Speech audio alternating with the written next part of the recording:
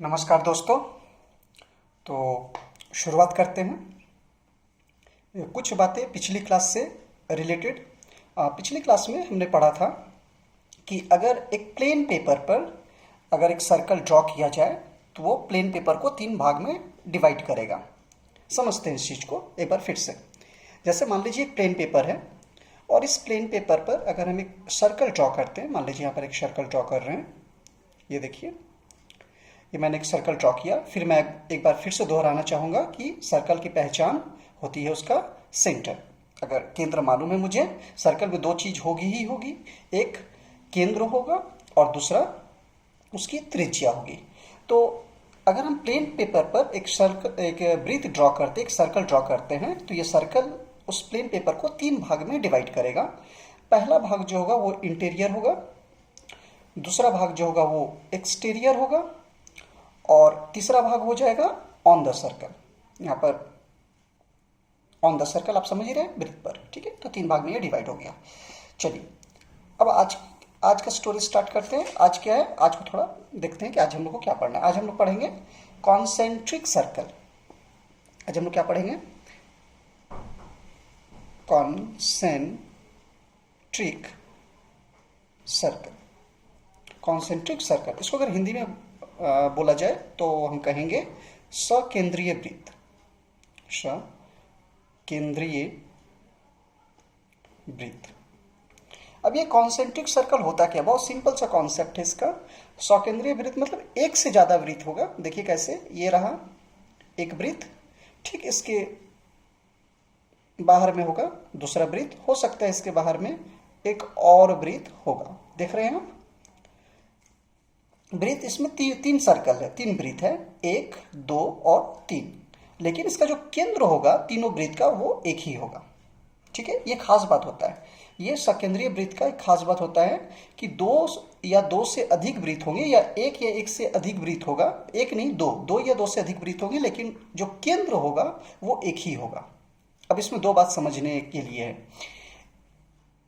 वृत्त ज्यादा होंगे, 2 या 2 से अधिक होंगे, वृत्त अधिक होंगे, लेकिन केंद्र एक ही होगा। लेकिन त्रिज्या की अगर बात की जाए तो त्रिज्या, जैसे जैसे वृत्त आगे बढ़ेगा, जितना ज्यादा वृत्त होगा उतना ही ज्यादा त्रिज्या भी होगी। जैसे ये एक त्रिज्या होगा, ठीक है, दूसरे वृत्त के लिए ये एक त्रिज्या होगा जो कि अलग होगा, और तीसरे वृत्त के लिए ये एक त्रिज्या होगा जो कि अलग होगा। आप इसको ध्यान से देखें तो 3 सर्कल हैं तो 3 अलग अलग त्रिज्याएं भी हैं, लेकिन सेंटर एक ही है। आप समझ रहे हैं मेरी बात? तो सकेंद्रीय वृत्त के लिए 2 शर्तों का होना जरूरी है। क्या? पहला शर्त कि केंद्र एक ही होगा, दूसरा शर्त कि त्रिज्याएं अधिक होंगी, मतलब त्रिज्याएं अलग अलग होंगी। जितना वृत्त, अगर 4 वृत्त है तो 4 त्रिज्याएं होंगी, वो भी अलग अलग, ठीक है, सेम नहीं होगा। और जो सेंटर होगा वो एक ही होगा। तो इसको अगर लिखना चाहे तो अंग्रेजी में अगर लिखना चाहे बहुत आसान भाषा में लिख सकते हैं कि 2 or more circles having same centre, ठीक है। 2 or more सर्कल्स हैविंग क्या बेटा? Same centre. Having same centre मतलब 2 या 2 से अधिक वृत्त, लेकिन उसका जो केंद्र हो वो एक ही है, सेंटर एक ही होगा। आई होप आपको समझ में आ गया हो सकेंद्रीय वृत्त। कॉन्सेप्ट मैं आपको दे रहा हूं, कॉन्सेप्ट आप अच्छे से समझ लीजिए कि सकेंद्रीय वृत्त किसे कहते हैं। 2 ही खास बात है, सकेंद्रीय वृत्त 2 या 2 से अधिक वृत्त होंगे, लेकिन उसका जो सेंटर होगा वो सेम होगा, एक ही सेंटर होगा सबके लिए। लेकिन त्रिज्याओं की अगर बात की जाए, रेडियस की अगर बात की जाए, तो जितना ज्यादा वृत्त होगा, जितना ज्यादा सर्कल होगा, उतना ही ज्यादा त्रिज्याएं भी होंगी। वो एक नहीं होगा, वो अलग अलग होंगी, ठीक है। आई होप आपको समझ में आया होगा। चलिए आगे बढ़ते हैं। चलिए अब धीरे धीरे क्या होता है कि अब धीरे धीरे जो आपका स्टैंडर्ड है, हमारा स्टैंडर्ड है वृत्त का, वो थोड़ा सा अच्छा हो जाएगा, थोड़ा सा बढ़ेगा। तो चीज़ों को आप आराम से देखिएगा, सुनिएगा और समझिएगा, ठीक है। पेन पेपर लेकर बैठिएगा और जो कुछ भी नोट करने लायक हो उसको जरूर नोट कीजिएगा, ठीक है। तो चलिए आगे बढ़ते हैं। सबसे पहले हम एक वृत्त बनाएंगे। यहाँ पर देखते हैं, ये देखिए एक प्यारा सा वृत्त बनाए। वृत्त का पहचान होता है उसका सेंटर, ठीक है। और इस ब्रीथ पर ऑन द सर्कल, ब्रीथ पर मैंने 2 पॉइंट लिया, ठीक है, हमने 2 पॉइंट लिए। देखिए एक पॉइंट यहाँ पर हम लिए जिसका नाम हम दिए P, सेकेंड पॉइंट यहाँ लिए, यहाँ पर नाम दिए Q, ठीक है। अब देखिए क्या हो रहा है, अगर मुझे P से Q जाना है, आराम से समझिएगा, P से अगर मुझे Q जाना है तो मेरे पास 2 रास्ते हैं। एक तो मैं ऐसे जाऊं जो कि मेरा सबसे शॉर्ट वाला रास्ता है, ठीक है, और दूसरा मैं ऐसे करके घूम करके जाऊं, ये मेरा सबसे लॉन्ग वाला रास्ता है।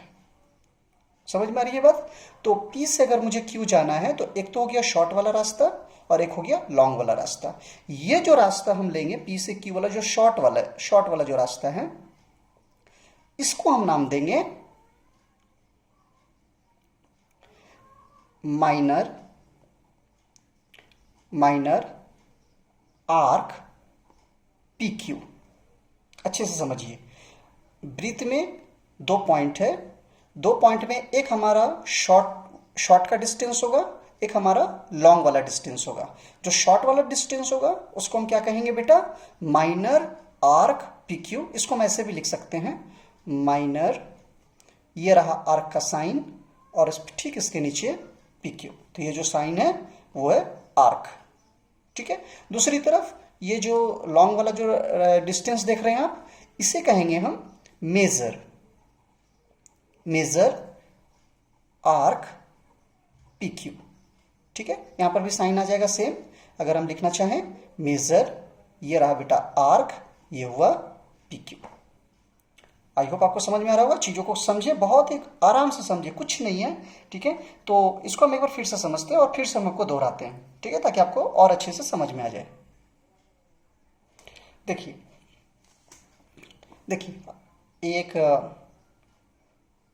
ये मैंने एक ब्रीथ ड्रॉ किया, ब्रीथ का पहचान उसका सेंटर, एक पॉइंट मैंने यहाँ लिया P, एक पॉइंट मैंने यहाँ लिया Q, और P से Q का जो शॉर्ट डिस्टेंस है इसे हम कहेंगे माइनर आर्क PQ, ठीक है। और ये P और Q के बीच का जो लॉन्ग डिस्टेंस पार्ट है इसे हम कहेंगे मेजर आर्क PQ। क्लियर हो गया तो बातें? ठीक है। अगर हम P और Q पॉइंट के बीच में इस तरफ से कलम चला रहे हैं तो एक स्टूडेंट क्या बोलेगा कि सर ने माइनर आर्क PQ पर पेन चलाया। और अगर हम कलम को इस तरह से चलाएंगे तो एक स्टूडेंट क्या बोलेगा कि सर ने मेजर आर्क PQ पर सर ने कलम चलाया, ठीक है ना। तो समझ में आ गया आपको, minor arc PQ and major arc PQ। Basically आपको समझना है कि आर्क बोलते किसको हैं, ठीक है। ये हो गया आर्क, इसलिए मार्क का साइन भी इस तरह से देते हैं, ठीक है ना। चलिए अब रहा बात कि अगर दोनों डिस्टेंस सेम हो तो ये क्वेश्चन भी आ सकता है, ये आपके दिमाग में उठ सकता है कि दोनों डिस्टेंस अगर सेम हो तो सपोज मान लीजिए कि ये ब्रीथ है, ठीक है, ब्रीथ का पहचान उसका सेंटर, और यहां पर एक पॉइंट है P और यहां पर एक पॉइंट है Q, और P से Q का ये वाला डिस्टेंस और P से Q का उधर वाला डिस्टेंस, दोनों डिस्टेंस जो है वो सेम है, इक्वल है। तो तब क्या होगा, तब इस तरह के सर्कल को हम लोग बोलते हैं सेमी सर्कल, ठीक है ना। तब क्या हो जाएगा, तब सर्कल जो है वो सेमी सर्कल हो जाएगा, दोनों पार्ट इक्वल हो जाएगा, इसको हम कहेंगे सेमी सर्कल, ठीक है। दिमाग में रहेगा तो चलो आगे बढ़ते हैं। चलिए आगे बढ़ते हैं। ये देखिए मैंने एक ब्रीथ बनाया, ब्रीथ का पहचान होता है उसका सेंटर। मैंने ठीक एक पॉइंट लिया P, मैंने दूसरा पॉइंट लिया Q। P और Q के बीच का डिस्टेंस, शॉर्ट डिस्टेंस आपको पता ही होगा, माइनर आर्क, ठीक है। अब मैंने इस सेंटर को, इस सेंटर से P तक मिला दिया, ये O, मैंने सेंटर को मान लिया तो O से P तक मैंने मिला दिया, तो ये क्या हो गया बेटा, रेडियस हो गया, इस सर्कल का रेडियस हो गया। O से Q तक अगर हम मिलाएं तो ये भी एक रेडियस होगा, मतलब हमारे पास 2 रेडियस आ गया, ठीक है। और ये क्या हो गया, आर्क। अब देखिए 2 रेडियस और आर्क के बीच वाला जो पार्ट है, यह पार्ट देख रहे हैं हम, ये वाला पार्ट, इस पार्ट को बोलते हैं हम सेक्टर। क्या बोलते हैं बेटा, सेक्टर, ठीक है ना। इसको त्रिज्यखंड बोलते हैं, अगर हिंदी में बात करें तो ये हो जाएगा त्रिज्यखंड। ये बहुत जरूरी है, देख लीजिए, 10th क्लास में बहुत यूजफुल है ये त्रिज्यखंड। ये पार्ट आप देख रहे हैं, ये लॉन्ग डिस्टेंस वाला मेजर आर्क वाला जो पार्ट है, इस पार्ट को भी हम क्या बोलेंगे, सेक्टर। दोनों में फर्क क्या है, ये जो है चूंकि इसमें जो माइनर आर्क के कारण ये सेक्टर बन रहा है तो इसलिए हम कहेंगे इसे माइनर सेक्टर। चूंकि ये जो सेक्टर बन रहा है वो मेजर आर्क के कारण बन रहा है तो इसे हम कहेंगे मेजर सेक्टर। ठीक है, बातें समझ में आ रही हैं?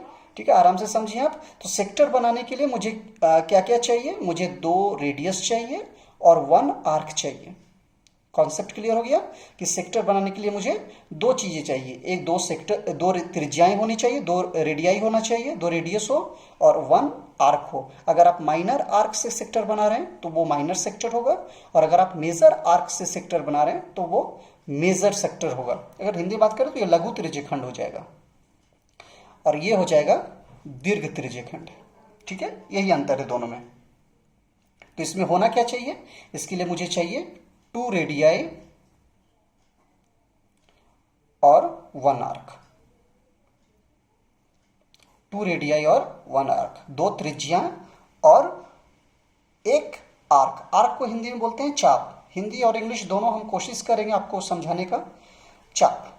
तो सेक्टर आपको समझ में आ गया, सेक्टर कैसे प्रिपेयर होता है, सेक्टर कैसे बनता है, और सेक्टर के लिए मुझे किन किन चीज़ों की ज़रूरत पड़ती है। ठीक है ना, तो इसको आप अच्छे से देख लीजिए, समझ लीजिए, और ज़रूरत पड़ने पर कॉपी में भी नोट कर लीजिए। जो हमारा अगला टॉपिक होगा वो होगा वृत्तखंड। लेकिन इतनी कॉन्सेप्ट को पहले आप समझ लीजिए, उसके बाद हम स्टार्ट करेंगे वृत्तखंड। ठीक है, कोई डाउट्स हो तो कमेंट सेक्शन पे जरूर लिखिएगा। चलो, थैंक यू।